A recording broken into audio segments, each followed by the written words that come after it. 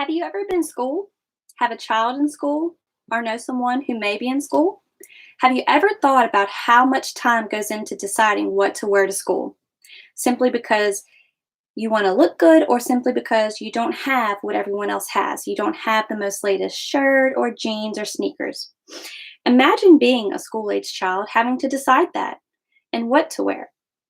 I can remember in 2001 when I was in eighth grade, my school decided to switch to school uniforms. I can't tell you as a student how much easier it made things by not having to worry about what I was wearing to school that day.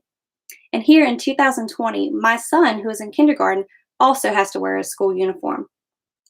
Today, I'm going to persuade you why all school age students should be required to wear a school uniform.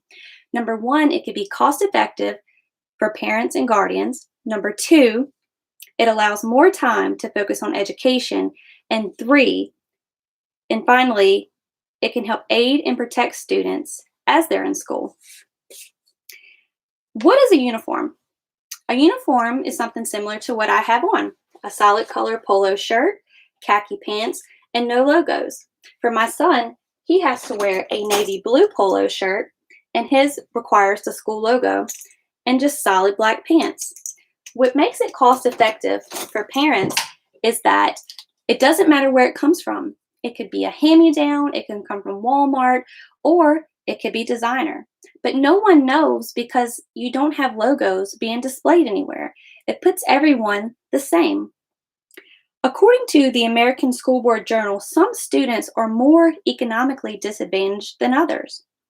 And school uniforms allow students not to have to worry about that. Not to worry about if you have the latest jeans, shirt, or sneakers. When our children go to school, education should be the main focus and not school dress code violations. School uniforms allow more time being spent on education. According to Deborah Viedro, in her article, Uniform Effects, she stated she would spend more than 60 to 90 minutes per day addressing dress code violations. That's more than 20 hours a month. 20 hours a month being taken away from focusing on education and having to focus on what children are wearing.